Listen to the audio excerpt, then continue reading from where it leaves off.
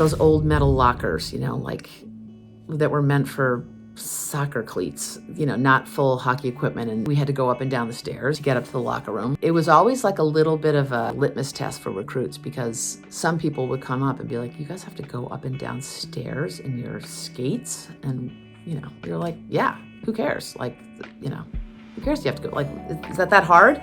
And recruits that would complain about it, we were sort of like, maybe that's not going to work out. And the locker room was redone, and we did get the nice wooden benches. I was really proud of sort of how we competed. You'd go to rinks, you'd walk into a rink, or players would come into our rink, and you knew people didn't want to play against us. We played hard, we were physical, we took penalties, maybe too many. We were cocky, confident, proud Dartmouth women's hockey players, and I just really loved to watch the team get off the bus with a little bit of a strut. That strut translated onto the ice.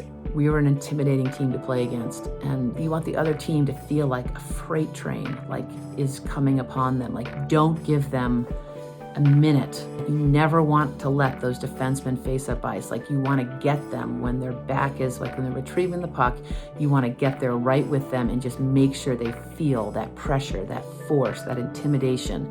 And I think we did that, and I was really proud of that. And I was proud of the sort of the chip on the shoulder, the edge that the women at Dartmouth played with. Those are the kind of players we got. We weren't getting the fancy prima donnas who didn't want to walk up the stairs. Players that wanted that intensity, wanted that ferocity, they came. 2000-2001 was that magical year where, before we knew it, we were ranked #1 in the country. And we won the Ivies that year. We won the ECAC championship. First official NCAA tournament. We were the top seed. It was in Minnesota. 2 years later, it was at Duluth. We lost in the first game and then ended up beating Minnesota in the semifinal game. And that was the last game I coached for Dartmouth.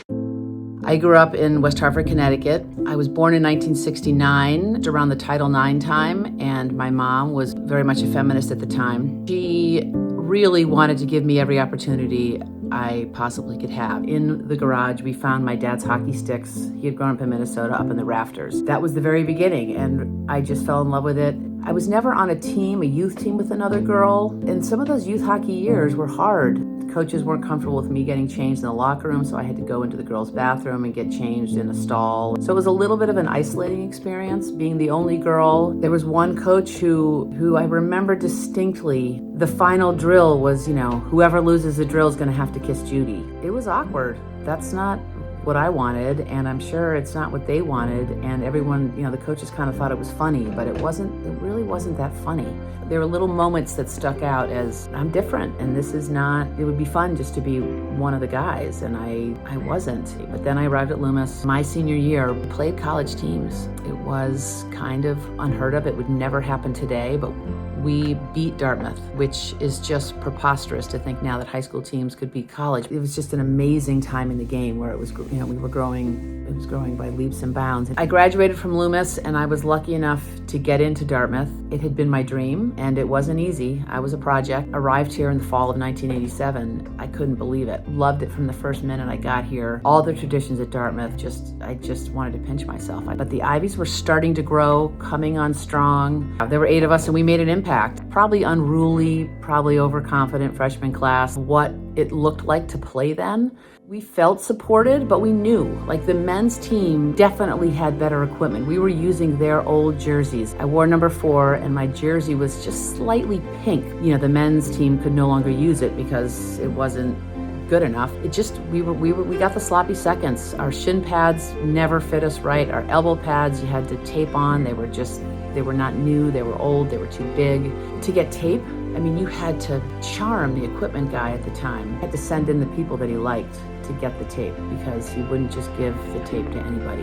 We didn't get the equipment, but we knew we had the better coach. We were a better team. Nowhere near the equity that players experience now. extraordinarily proud of how the sport has come and the resources that have been allocated. When George came in 86 and 87, that was the beginning of his era that lasted several years. He had negotiated some of the perks that we did have. And George did a pretty good job of sort of focusing on what we did have versus focusing on what we didn't have. And my junior year in 1990 was the first year that there was a women's national team. We competed in Ottawa, an amazing experience. There were a tremendous amount of fans. Like I had never played in front of that many fans. Everything was pink. The Canadians wore pink and white jerseys, which certainly stands out as a memory. It was kind of bizarre. It was an amazing honor to be a part of. I remember just thinking like, wow, to play 3-4 lines deep with 6 defensemen, everyone can pass, shoot, play. And I kind of realized it wasn't as good as I thought. There was amazing skill on the ice, and you could kind of squint and see, wow, like if the resources were put into this, it could be good. And a lot of people felt that way and really fought for the game. There wasn't a PWHL to look forward to. You know, it was just you played and that was that. I got a letter from George. He said that he was looking for a new assistant coach. I jumped at it. What a thrill, like to be able to come back and coach in a program I'd loved so much. And George was an amazing coach. He knew the game so well. He allowed for mistakes. He was fiery and he kept it fun. And he understood that balance of working hard and playing hard. And we really got to know them as a family. And Patty would be around and we got to know Patty and she was like a big sister to the team. We just sort of had that feeling. We were a part of his family and he was a part of our family. I learned a lot when I was a player, but I learned a whole lot more when I was a coach. The women colleagues who were coaching were always like sort of pushing me to say like, hey, it's time for, to have Dartmouth to have a women's head coach. And I felt that I was ready, but I also loved what I was doing. I loved working with them. I wanted to take, a mentor is just gold. When Josie told me I was going to be the next coach, I was extremely excited, but I also knew that it was the end of an extraordinary era for women's hockey.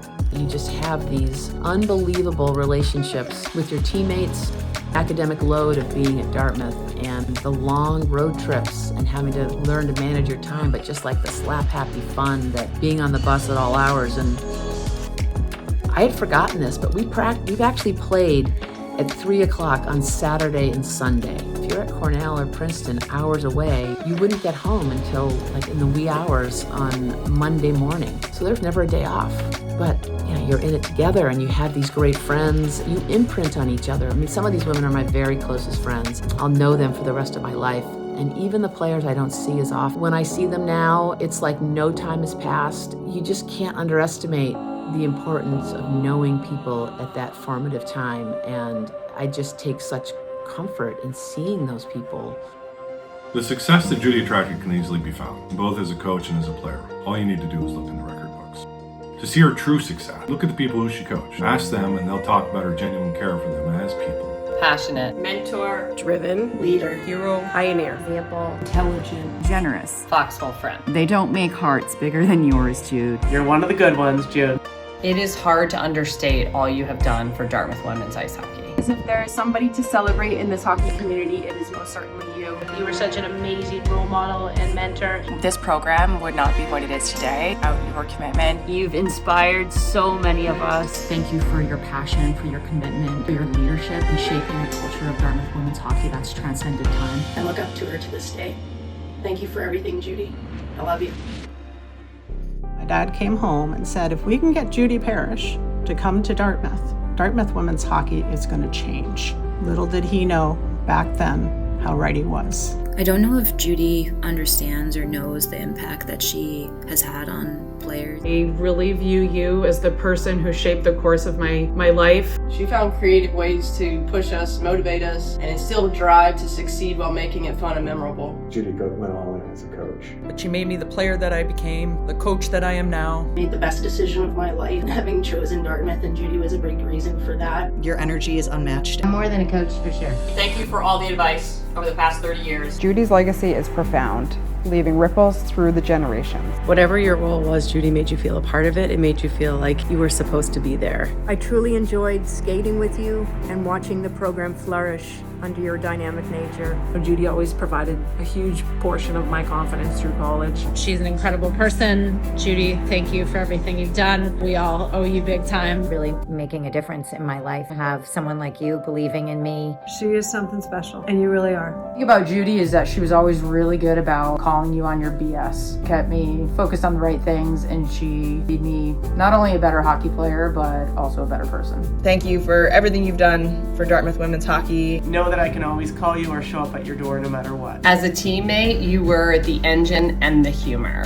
You loved playing the game every day, and it made me and everyone around you want to be a better player. You brought the heat, making me glad I was on our team. As a friend, your impact on me has been immense. More than anything, I've loved my conversations with Jude over the past 17 years about being a mom. Also taught us how to be a team. The whole could be greater than the sum of each part. She also taught the importance of tradition and honoring those who have come before us, and that leaving a positive impact not only on the team but the college and the community is what we need to do. Bigger than ourselves, and we play for the name on the front of the jersey and not the name on the back. Being a part of Dartmouth women's hockey means that you're part of an everlasting and enduring family. It's truly a special place to be a part of. A place where you can always return and call home no matter how long it's been since you visited. Doesn't matter if you graduated in 1991 or 2021. You'll always have a group of people that you can relate to, share stories with, and depend on in great times and in hard times. Judy was, in many ways, the energy that drove Dartmouth women's hockey. Her passion for the school, the women's hockey team, was really second to none. I so wish that George and Josie could be here to tell their stories of Judy, to include her insistence on driving forward once she had an idea or a goal in mind. One of those being making Dartmouth women's hockey one of the best programs in the country. Quite simply put, Dartmouth women's hockey would not have achieved what it has without Judy's insistence and intentional determination. Thank you, Judy. Thank you. Thank you. Thank you. Thank you. Thank you. Thank you. Thank you, Judy. Thank you. Congratulations. Congratulations. Congratulations. Congratulations. Congratulations, Judy. Thank you, Judy. Thank you. Thank you, Judy. Thank you, Judy. Thank you, Judy. Thank you, Judy. Thank you, Judy. Thank you, Judy. Congratulations, Jude. Congratulations. Congratulations, Judy. Thank you, Judy. Know all of the players I ever had. I just love seeing you, and I treasure those relationships. I'm so thankful and so grateful to this game, and appreciate you all so much. Up, up, Big Green.